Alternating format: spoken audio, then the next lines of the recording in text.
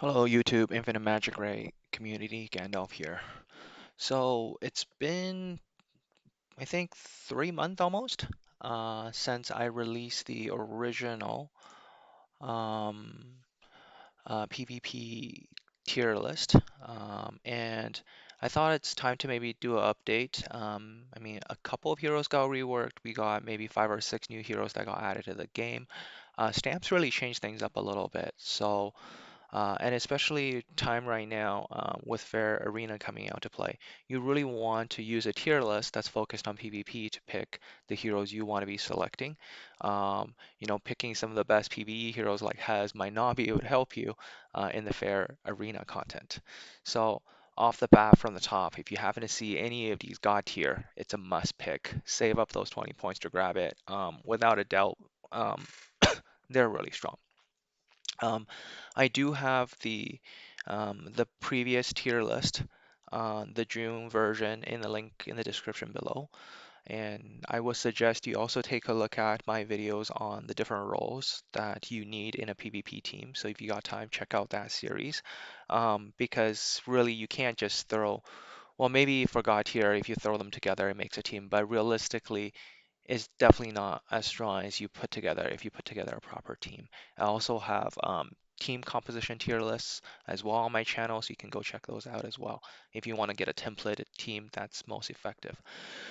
But in Fair Arena, you're going to be picking the latest content there. You're going to be picking individual heroes. You might not get the optimal teams, so picking strong heroes definitely help a lot. So maybe let's focus on where new heroes came in and where heroes saw a little bit of movement because of stamps. I'll call those out, and you can find out why some of the other heroes where they're placed in the previous video. And maybe I'll be updating these tier lists every 2 to 3 months and just highlighting on the new heroes and the meta changes, just so that the video doesn't go like for an hour long.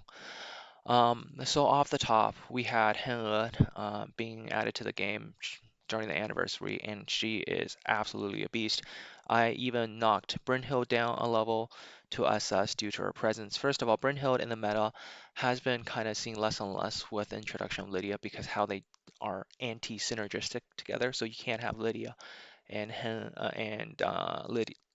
Lydia and Brynhild on the same team because Brynhild's passive doesn't work because Lydia's passive will override it. But Heng synergizes really well with Lydia teams because it protects them from the single targeting from Ben Austin. So you know Heng has really made its way to top of the meta, being in some of the most OP teams. So if you happen to see her, definitely she's a great pick.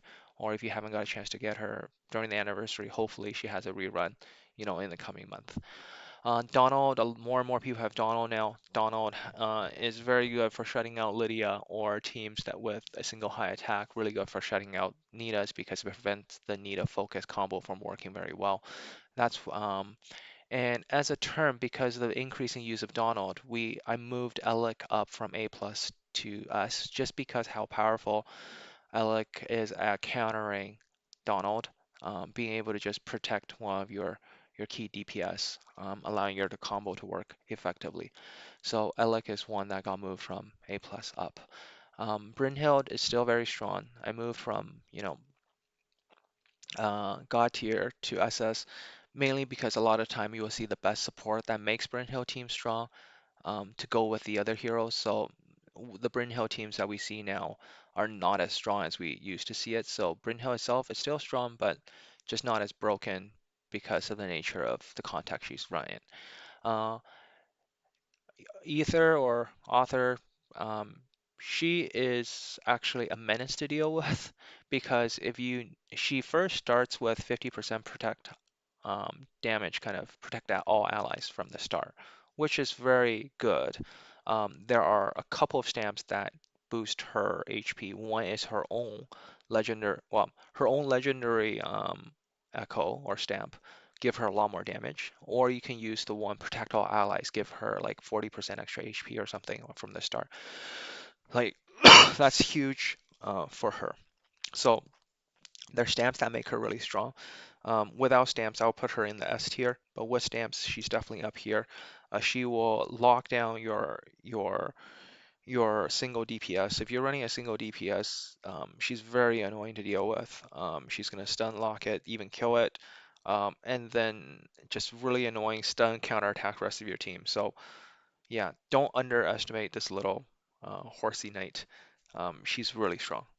Um, Makio got or Makio got moved up from, I think I put him at A before, up to S. Having used him extensively and seeing how he performed on other people's team, he is the strongest AoE nuker right now. He has more, and he's basically your Jelliman and Belton all in one kit. I moved Jelliman down from S tier down to this because Jelliman's attack are multi-staged. It's gonna get stopped by Henle. So she's not as useful as she used to be. Um, she can't really stop Donald. I think in previous videos I've said, you know, that might have worked, but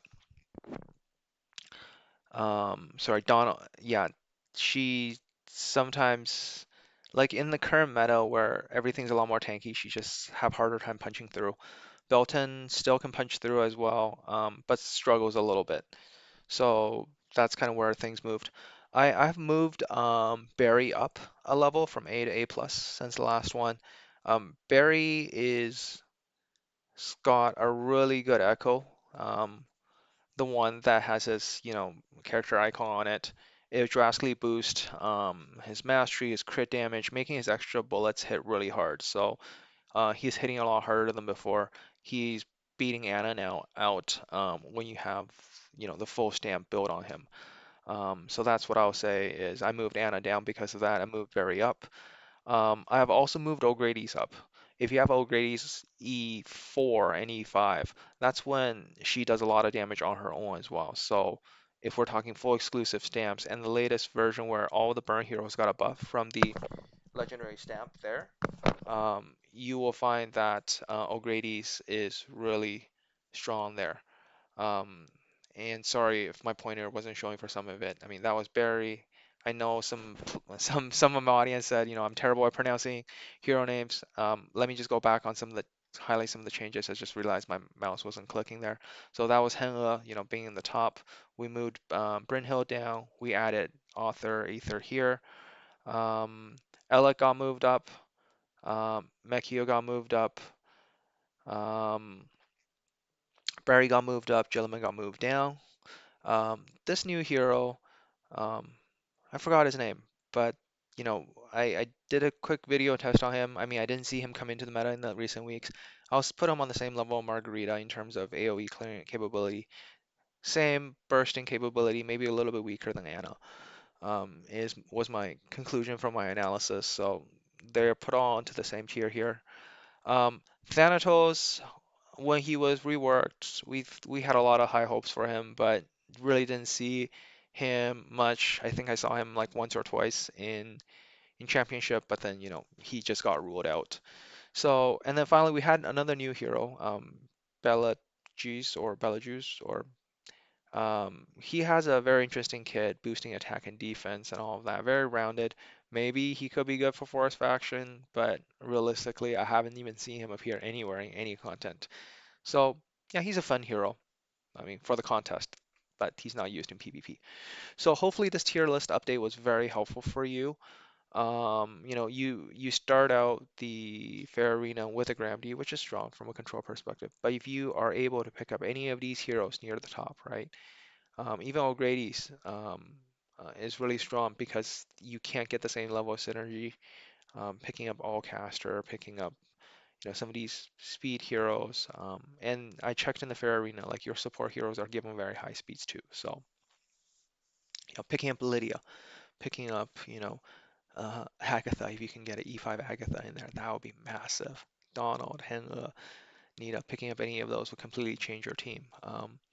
So yeah, so I hope you enjoyed this tier list, and I'll be looking forward to updating it in a few months to reflect any meta changes and new heroes.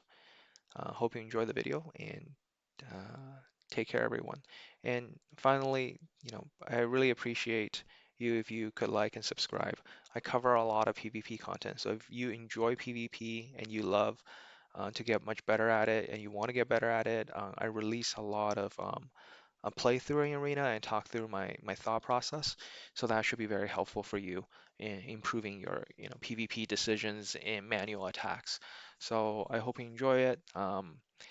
Like and subscribe, and comment on your thoughts below. Do you agree with these changes? Do you suggest other tier movement changes? Maybe I can cover them either in the comment section or make them part of the next update.